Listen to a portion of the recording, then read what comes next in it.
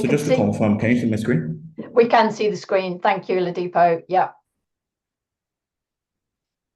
Oh, okay.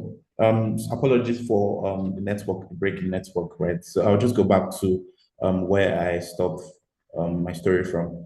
So I'm starting this presentation with a short story about an individual called Mr. A. Mr. A was a professional. Apparently, was a law enforcement and financial investigation professional.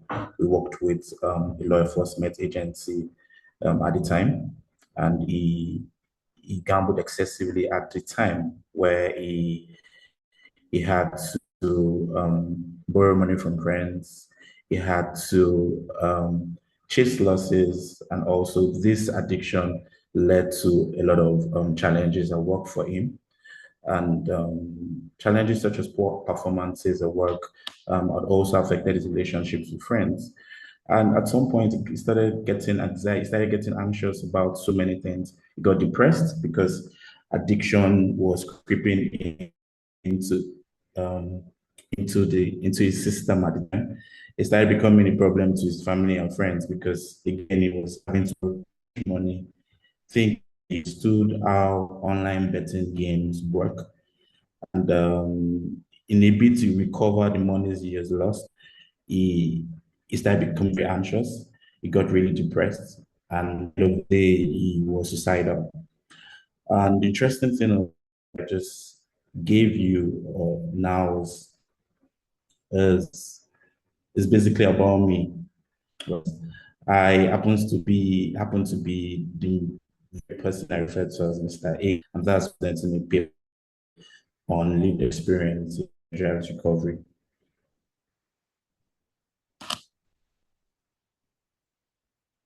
So I'll be speaking to my agenda basically. Agenda would go this way. Firstly, it's going to be my introduction of myself as GamblePause Initiative, as the founder of GamblePause Initiative Africa, then also my cycle to GambleHam, and also from insights to method at GamblePause, and finally, our model or framework at GamblePause.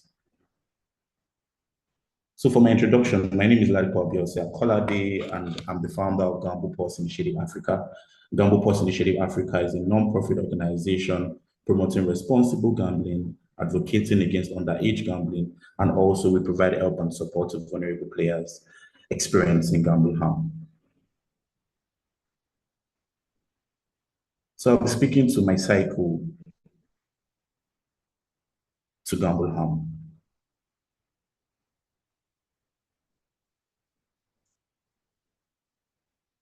So my cycle to gamble harm in a nutshell spiraled from experiencing family crisis, also to the gambling heart, indulging in gaming activities as a child, as a teenager, and also young adult peer pressure had a part to play on the journey. And at the end of the day, it spiraled into addiction. So family crisis, right? For me personally, I experienced family crisis at a young age, at a point where my parents actually had like issues growing up, and at some point they got separated. And I feel like that played a huge role in indulging in gaming activities as a young child. And I would say at the point I was 13, and at that point, I feel like experiences I had growing up, experiences I had with my family, experiences I had with my parents, really affected me on the journey. So that contributed to indulging in gaming activities. And the main reason why I delved into gaming activities at the time was because I felt to make me feel a lot better. I was coming from a place where I was being depressed and I was a bit vulnerable based on the experiences I had with my parents, or the experiences my parents had that affected me. I felt like I could gamble. I could, I felt I could get a certain level of good experience from indulging in gaming activities. And it was interesting because, again, when I went to the betting ops at the time, it came with a certain level of comfort, it came with a certain level of enjoyment. I had leverage to mingle with people there, and it was interesting, and I actually felt loved by a couple of players at the betting houses then. So it came with a very good feeling for me. I never knew it was I was just going down the line of addiction, right? And for me personally in Africa, as a male child, I felt like I had to indulge in something that I could benefit financially from, so I could support my mom. Again, she was going through a lot of time, going through a phase where she was emotionally drained, mentally drained, and financially unbalanced. So again, that sort of issue was what drive me to indulging in gaming activities as a result. Gambling ads. So the interesting thing was at the same time, right, I was also exposed to the ads, the gaming ads on the TV when we're watching football, because again, I'm a very huge fan of football, right? To watch football matches and we see a lot of game ads and gambling ads. And I just felt like, oh, okay, this just makes sense. It's make a lot of sense to indulge more in this, and hopefully I'm lucky one day to make money off gambling. Underage gambling, for me, it's it was different for me because I started gambling at 13, and at the time it was, I think about that was about 15 years ago. At the time, it was all we had was just the betting houses. We and gaming at the point has not been digitalized. Have them on mobile phones, so we usually had to go to stores to gamble, right? Um, what I realized at the time was there were very weak regulations regarding to age verification and access to players to the betting shops, because at the time I looked a bit older than my age, and nobody would have guessed I was 13. So that gave me like access to the betting shops, which I believe was a major problem to me as a person. And again, reasons why I spiraled into addiction, basically because I started gambling at a very young age. At the point where I was young, I started indulging in gaming activities as a young boy, as a 13-year-old young boy. I stopped gambling, reasons being that I I couldn't afford to gamble anymore, right? Because I wasn't working and I didn't have enough money to gamble. So I stopped. I stopped just because I couldn't afford it. I didn't stop because I was exposed to a certain level of awareness or education as regards gambling. So at the point where I started working, I was able to afford to gamble, right? And that's where I would have to speak to young adult peer pressure. Then I figured that a couple of my colleagues at work then were gambling, and I just realized that, oh, interestingly, right, I still have the bet accounts active. Oh, it's been a while. Oh, okay. Now I could afford to gamble more, right? Unknown to me that I had an underlying addiction problem, right? So because I was exposed to more money, I indulged in more gaming activities, and it spiraled into an addiction. Got it spiraled into an addiction, it spiraled into gambling addiction because I was at some point I started chasing losses. I was losing more than I was earning. I was losing more than I was winning, right? And I felt like, you know what? It's very important that I just keep chasing and see maybe I could just recover everything I've lost one day. But quickly it spiraled into a lot of problems for me, relationship problems, poor work performance, anxiety. I was depressed, and at the end of the day, I was suicidal. So this slide just basically shows how gambling harm could develop through policy gaps and family crisis, and social pressure increases vulnerability, while lack of early support raises risk. So family crisis. So I spoke deeply about family crisis in my last slide. But this slide highlights how family crisis led me to gambling at a very young age. Growing up with household instability was a chaos for me, right? As a result of my parents' difference, I felt neglected and overwhelmed, and gambling became a coping mechanism, right? In the middle of the chaos point. So what I realized is in Nigeria, evidence shows that family crisis strongly increases youth gambling risk, and young people from affected households times higher odds of gambling harm, exposure to reported to early exposure to reports across sub-Saharan Africa.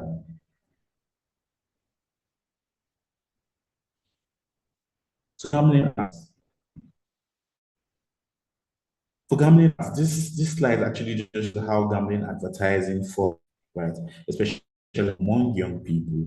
Because for me, I was exposed to gambling at the time, but now it's different because now we have more gambling. We have more influencers um, um, advertising gambling related content, right? And this has led a lot of people to indulge in activities. As a matter of fact, in Nigeria, 80.50% of the youths say that social media ads are popular betting, and while 96.6% recognize the addiction risk. 2% reporting on sports in the last year, mostly via mobile apps. And influencers earlier, constant digital ads, access normalized gambling, increase the risk of addiction in Nigeria. So the interesting is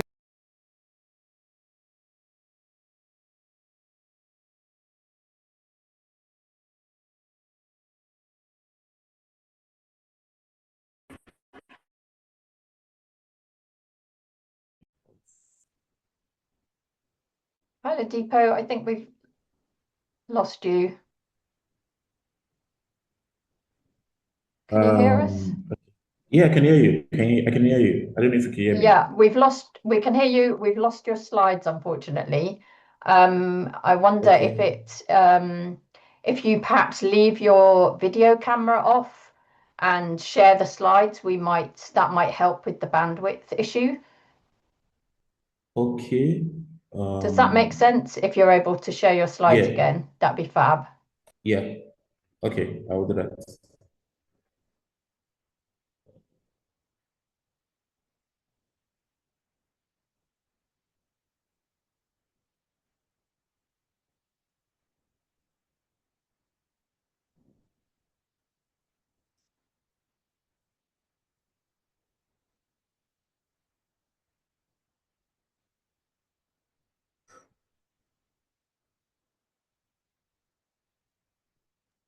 Fantastic. Thank you.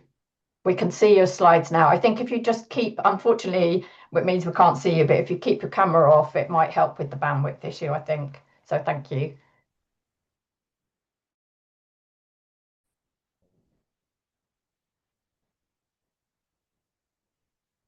Okay. So for gambling ads, I really don't know where we stopped, but I'll just take it back from I started. So as I said earlier, right, the gambling ads just again we're getting a lot of influencers talk about gambling. And the interesting thing is you don't even know they're going to talk about um, they're going to run ads at the beginning of their skits, right? Because they start a very interesting skit on the social media and it ends with promoting gaming activities. And again, they really know there are really no age ranges to the classes of people or the age of people exposed to this sort of content. So again, that is really that has really allowed young people or given access to young people to be exposed to sort of gaming content, which has lured them to indulge in the gaming activities. So underage gambling. So for me, right, it's just basic, and this is something that I speak about often, right? We have very weak regulations as regards protecting the underage players? Because it's very simple. The only way we could protect the underage players is ensuring that we have proper age verification systems to protect them. There's no other way out, right? We often see situations where on gaming platforms, on onboarding processes, operators or betting operators just ask players, oh, are you above 18? If you're above 18, just tick a box. Right? I believe that that is not going to solve the problem. I believe that that has given a lot of children access to gambling. And this slide just highlights the reality of underage gambling in Nigeria. Despite the 18 plus age limit, weak enforcement means over 58% of children report easy access to gambling. Because during January last year, we had an awareness campaign where we went to about 6 secondary schools and we had questionnaires shared to some of the students and asked them questions and asked if they were indulging in gaming activities. The interesting thing is that during our campaign, about 85% of them, 85% of the male students indulge in gaming activities. And that's because we have very weak enforcement means to protect them. Right. During my research, I found out that 57.2% of school-age children have gambled at least once.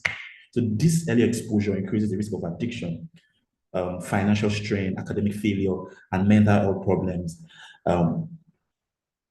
in the children. So it's very important that we try to have these conversations. It's very important that we push for policies to protect children.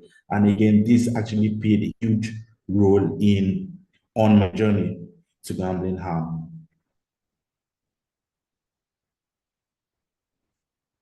The youth adult peer pressure. This slide just shows how peer pressure drives.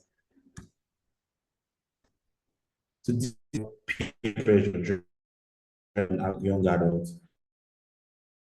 36.4% gambling initiation rate amongst non-gambling adolescents in 1 year, and including a study of 450 youths where exposure to gambling pairs significantly increased upwards.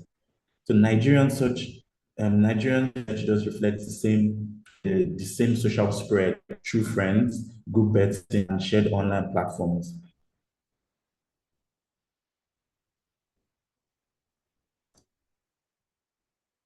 Addiction, right? On first slide, I spoke about how my gambling activities spiraled into addiction. What I figured is that it didn't just fall on me. What I figured was that it literally grew on me. I wasn't aware that I was struggling with a form of addiction till it spiraled into something I couldn't handle, right? Because it all started from struggling with as a child, struggling as a teenager because of the experiences I had with my family. Then it went on to the gambling heart, then went to me being exposed to underage gambling, then also to peer pressure when I started working. Then addiction just crept in. So I really didn't understand. I really didn't understand that I got addicted. So this slide just shows how widespread gambling has become and how quickly it turns into addiction amongst young adults for many Nigerians aged between 18 and 35.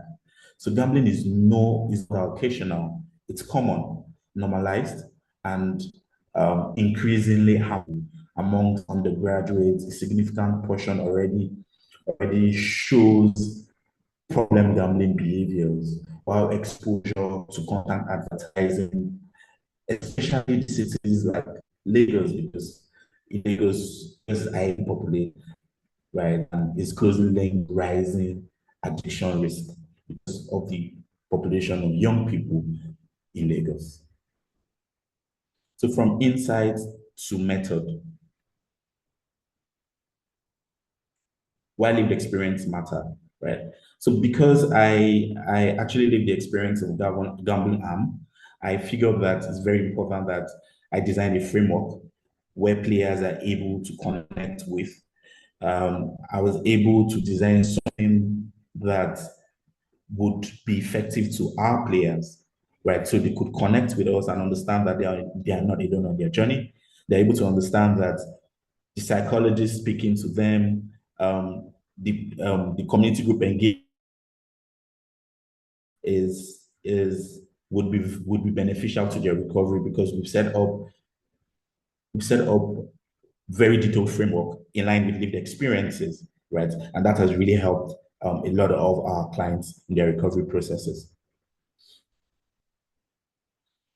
So what shaped our approach? So what basically shaped our approach basically is, as I said earlier, is lived experience.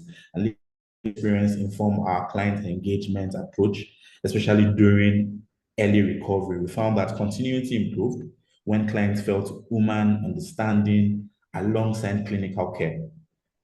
So this insight was embedded into our methodology.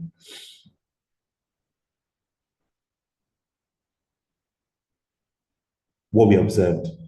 So what we observed basically at GamblePause was that we figured that formalizing the approach of implementing lived experience resulted in a 49 increase in patient continuity, consistent with international evidence on lived experience informed care.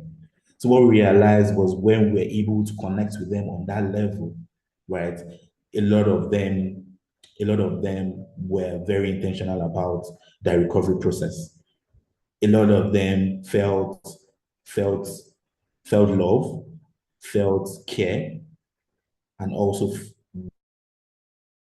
felt believed they could trust us, right? Because I could remember having a conversation with one of our clients, and he said before he he met us, before he was introduced to us, he went to a lot of institutions, and the problem he was having was that a lot of the psychologists didn't understand what he was literally going through. A lot of them have not done good before, say they couldn't really connect with him on that level. But when at the point where he started his recovery and his therapy with us, he felt a lot of relief, right? Because he could communicate with some psychologists that actually lived the experience. So it was more like they were speaking the same language, and it was a lot easy for him to open up about his problems. So for GamblePause, right, we set up GamblePause basically because again, I lived the experience, but I felt like it was just time to make a change. It was time to do something different and just not just keep quiet. Mahatma Gandhi, an Indian lawyer, a social reformer, once said, "Be the change you wish to see in the world." So I decided to be that change, and I didn't do that by myself. I did that with my team members, right? Because GamblePause was founded by me, but we all put hands together to push it and take it to where it currently is at the moment. So we just believe that we need to make the change. So GamblePause is a non-profit, it's a charity organization passionate about helping people and protecting children, focused on vulnerable players. Now, the interesting thing is we all just started in Nigeria, Lagos. Now we're looking at expanding across Zambia, Namibia, Malawi, and some other African countries because we have resources. We are already renting resources in Nigeria to these other African countries. And how are we doing that? A lot of them call in for help, and we refer them to our clinical psychologists. They go through our recovery processes, and again, they're able to recover from their addiction. So we are looking at planting a seed across these African countries. For awareness, right, we've carried out a couple of awareness in Lagos, and last year we went to 6 secondary schools where we were able to reach 1,500 secondary school students. And our underage gambling campaigns are I'm really passionate about campaigns because I believe that for me personally, I believe that if I was exposed to this level of campaign, or I was exposed to this level of awareness at a teenager, while I was a teenager, I think things would have been a lot different for me. And that's why I've taken it upon myself, and my team has taken it upon, we as B have taken it upon ourselves to ensure that we we protect the children, we educate them about the risk associated with gambling addiction, and also push the initiative uh, around saying no to underage gambling. So they understand that at that stage of their lives is would be detrimental to their mental health. So the interesting thing is also last year we had a debate competition, and why I was able, why my team was able to come up with this framework was because we felt like we needed um, we needed we needed secondary school students to carry out research and have deep understanding about gambling. Also have deep understanding about underage gambling, right? Because it all starts from there. It all starts from there, gambling at that level. So once they're able to do their research um, on the topics given to them before the debate, they're able to have in-depth knowledge about gaming activities and also able to spread the word in their institutions, because we just had to pick a few students for this program. But it was very impactful, and we were able to create awareness and also impact the lives of the participants.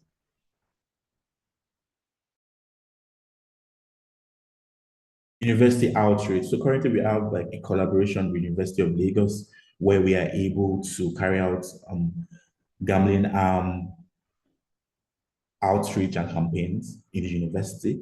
And for the university campaigns, we are very strategic with our campaigns, focusing on the new entries, right? Because we believe that it all starts with that, right? Once you are aware at the point where you are about to um, we are about to start your program in university, right? It just maps certain things out for you.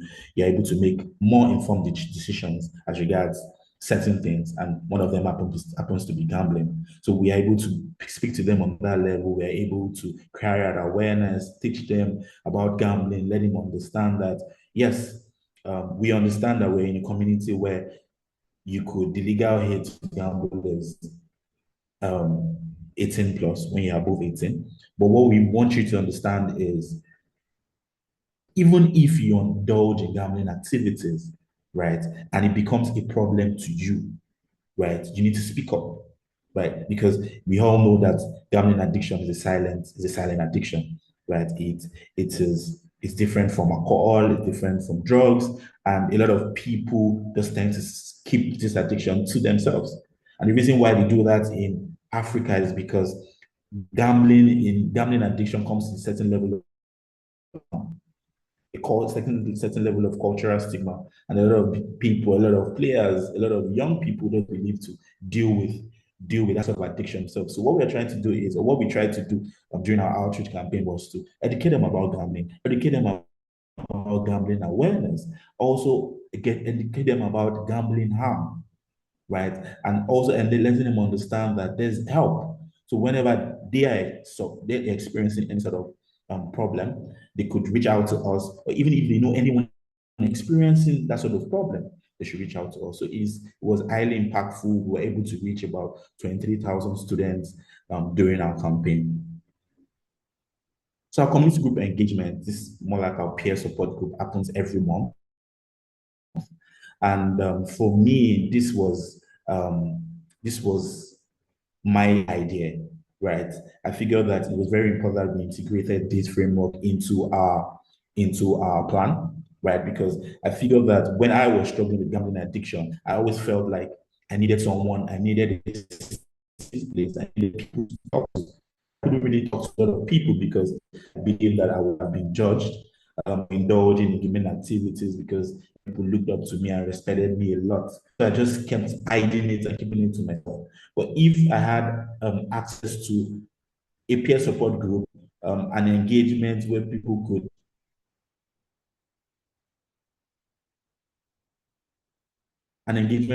could speak to us or speak to me about or speak to themselves about gambling issues, it would have been a lot different. So I set up this initiative because it would help for me, and I know how effective it would have been for me. So I set it up and integrated it into our framework at GamblePause, and it's been awesome, right? Because we have clients come in, they're able to talk about their problems because everybody in that space is going through the same problem, and that way they are able to draw strength from each other's pain.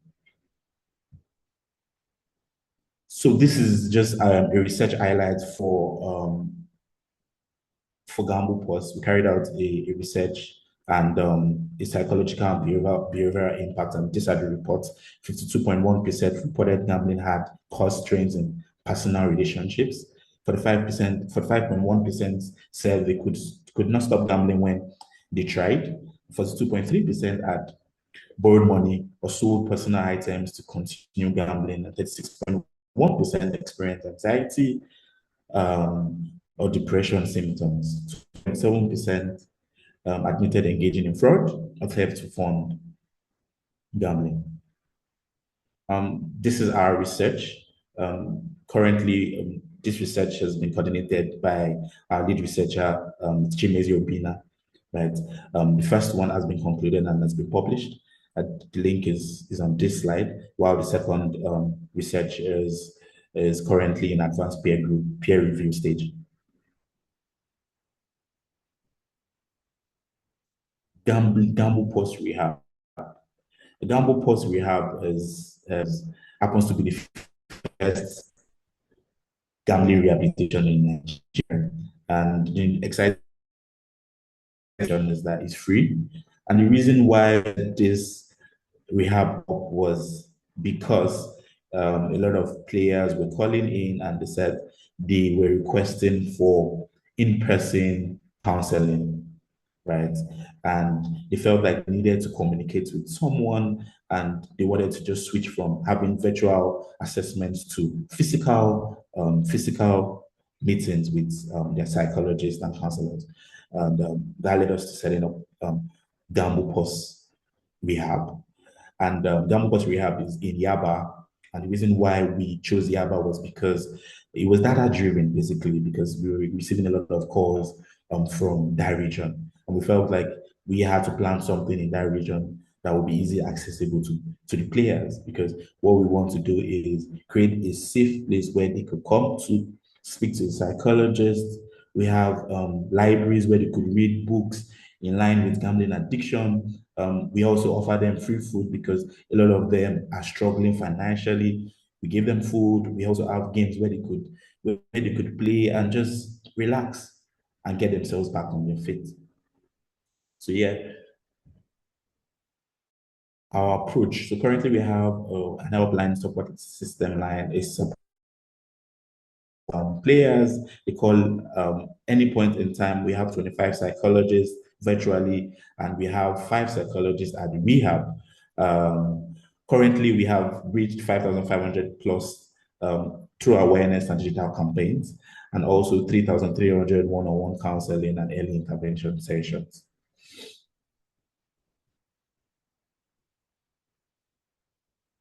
GamblePause Hub.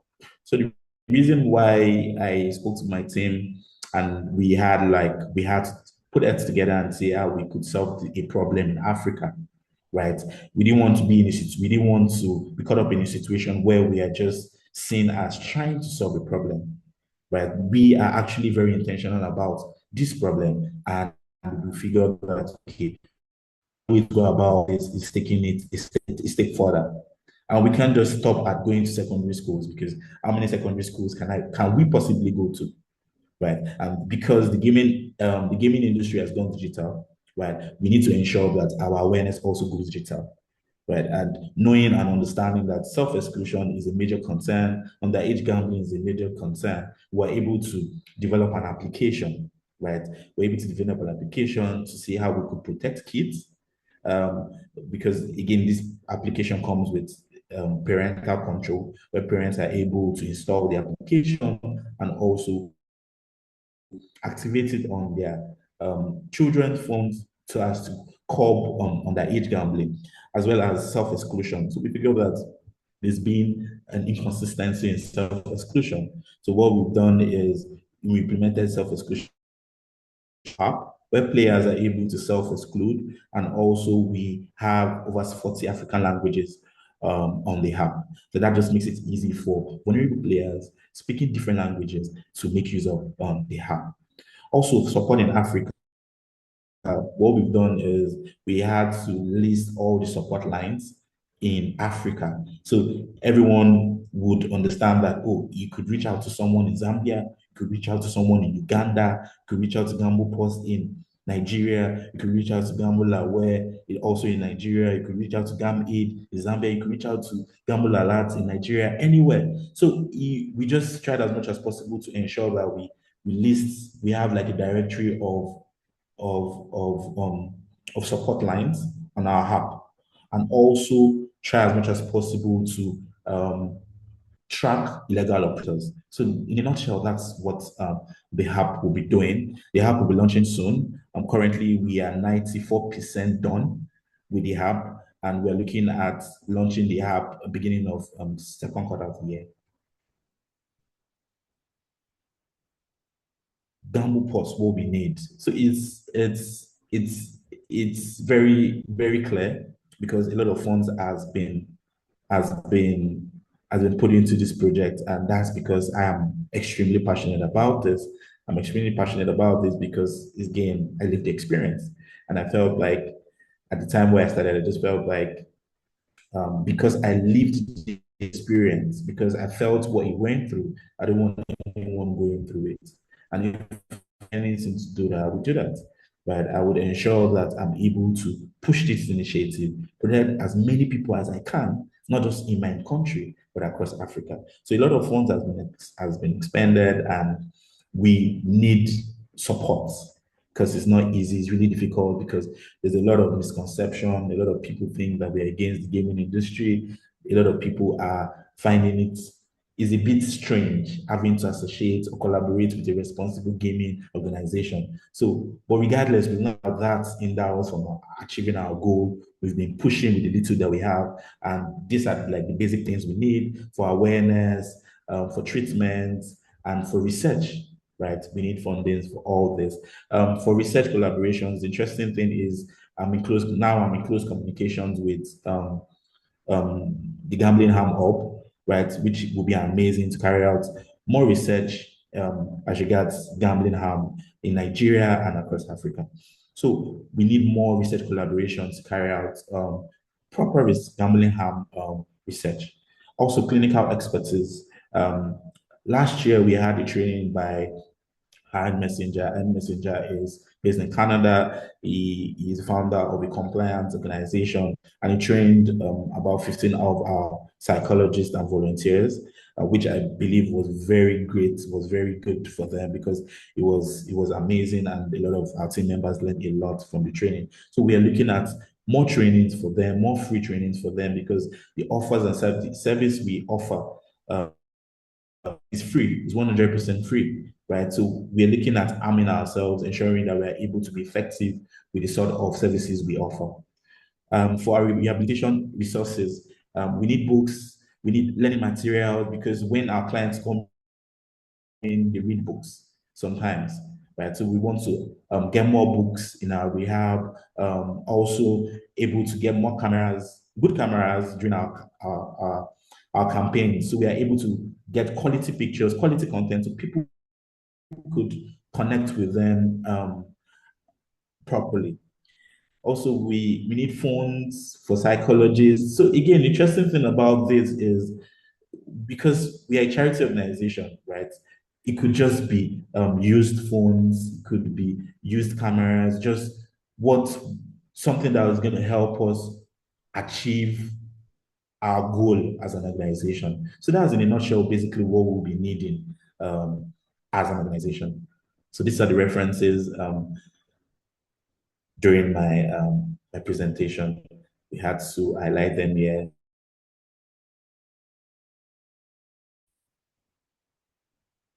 So Obama said change will not come if we wait for some other person to do it. And that's why, again, we're taking it upon ourselves to ensure that we protect children, we protect the young ones, we protect the vulnerable players, not only in Nigeria, but across Africa as a whole. Thank you. Thank you so much, Ladipo, for that really powerful presentation, which I think it's very timely in terms of thinking about how services both across Africa, but also in globally, kind of really incorporate the value of lived experience. So thank you for that. I'm going to hand over now. I think we have time for a few questions, so I'm going to hand over to Vanessa. We've got a few questions in our Q&A, and Vanessa will take us through them. Yeah, thanks again, Ladipo. It was a really wonderful presentation, and I think the questions reflect that because they're very much about your lived experience. So the first question is an interesting question. How do you decide which parts of your lived experience are appropriate to bring into the professional spaces, and which parts do you intentionally leave out? Sorry, I didn't hear you clearly. So there's a question about, with your lived experience, do you feel there are some parts that are appropriate to share in the professional space, but are there some parts that you feel more appropriate to intentionally leave out? How do you decide which parts of your lived experience do you share in your professional capacity? What I can say safely is that lived experience is used selectively and purposefully, not as disclosure for its own sake. The goal is to build psychological safety and trust, and not to center the counselor or myself. What is shared is always filtered through service, objectives, ethics, and basically what the client needs. Thank you. That I think that's a really great answer, and it leads on to the next question, which many psychologists and clinicians in gambling harms do not have lived experience. So from your experience, how easy is it for them to translate lived experience principles into their clinical practice? And what have you found makes that translation most effective? So what I can safely say is it's very possible when lived experience is treated as a design input rather than a personal trait, right? Because at GamblePause, we focus on replicable elements such as narrative, pacing, language choice, early validation, and shame reduction techniques, right? And these are techniques that clinicals can apply regardless of their personal history. Thank you. And this question is about Africa specifically. How can African researchers be equipped to contribute to advocating for responsible gambling? So it's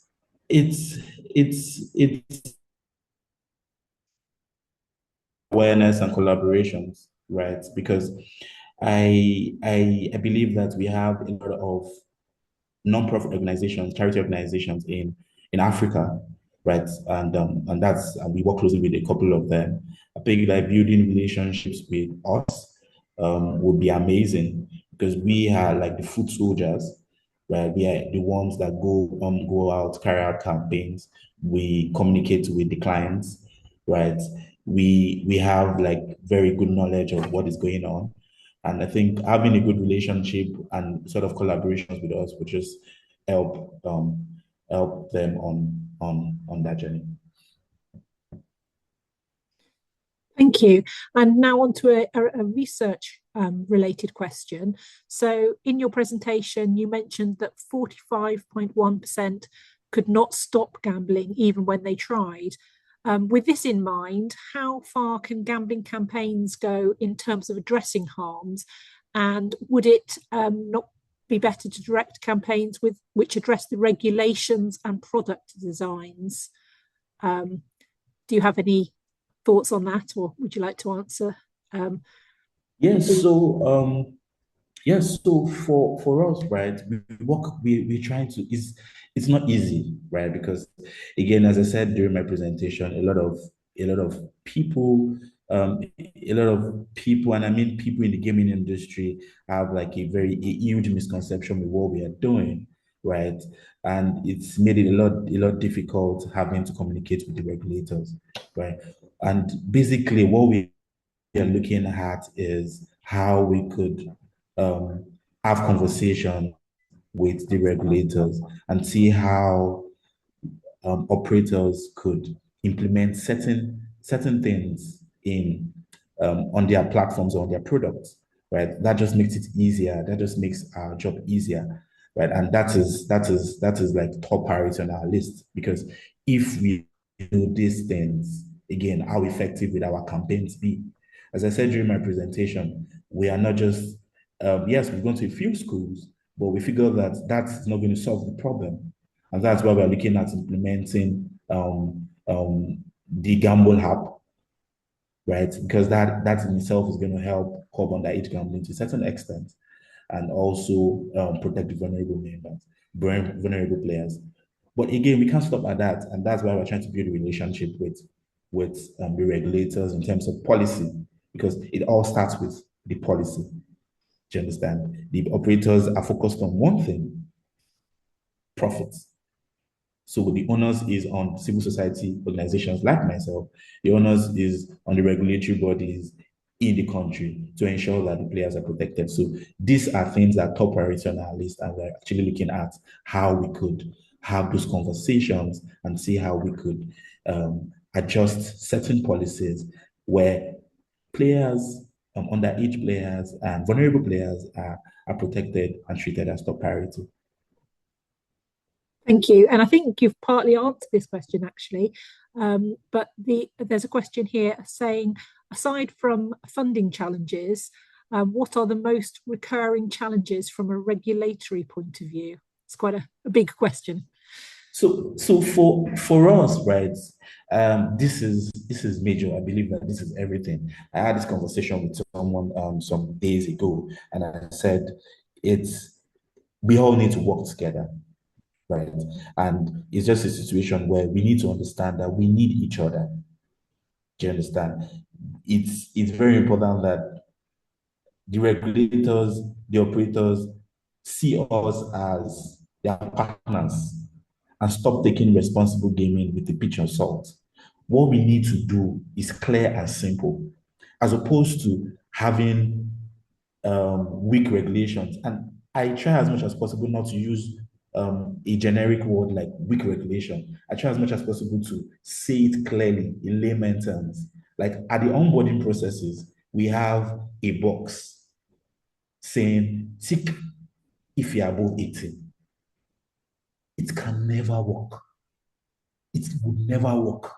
So we can't keep dancing around the problem, and this is sort of difficult conversation we're looking at having with regulators. We can't dance around this problem. We need to ensure that we have a national identification number at the onboarding processes when players want to onboard on betting apps. That is going to curb the problem to a certain extent. So again, having these conversations with them is very key on our journey, and we believe that moving forward we will be able to do that. Also, self-exclusion, right? It's clear because for me, it's more like I am I've become the enemy of a lot of people, right? Because I've gone through the laws, I've seen what it means to what the law says about self-exclusion, right? And I have spoken to a lot of people. I have said that, see, it is very simple. The only way out of this is we protecting the players. right? The only people that can help or ensure that the operators implement proper or adhere to the self-exclusion laws are the regulators. So these conversations are what we are looking at having with them, taking their laws to them and say, hello, this is the law, this is what it says, right? We believe that once we're able to implement this into the existing gaming structure, it will just help curb and protect vulnerable players to a large extent. And again, the support, right? We have a lot of people rendering support to players in Africa, right? In Nigeria, right? There's really nothing wrong listing more support lines. Because the interesting thing is the problem is bigger than the industry itself. Because gambling addiction is an invisible stigma. A lot of people don't talk about it. So we need more support systems listed on platforms so players can have access, and also have very strict deposit limits, right? Because we have a lot of players depositing irresponsibly. We need to protect them. So again, that is sort of conversation we are looking at having with the regulators, because we can't do it alone. We need the support of the regulators, most importantly.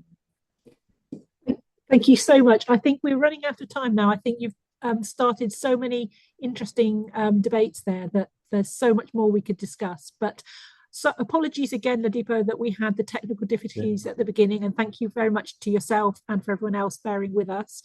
And we'd like to thank you so much for giving such a fascinating talk, which has really started some really interesting questions. So thank you very, very much from the Bristol Hub for Gambling Harms Research for your fantastic talk today.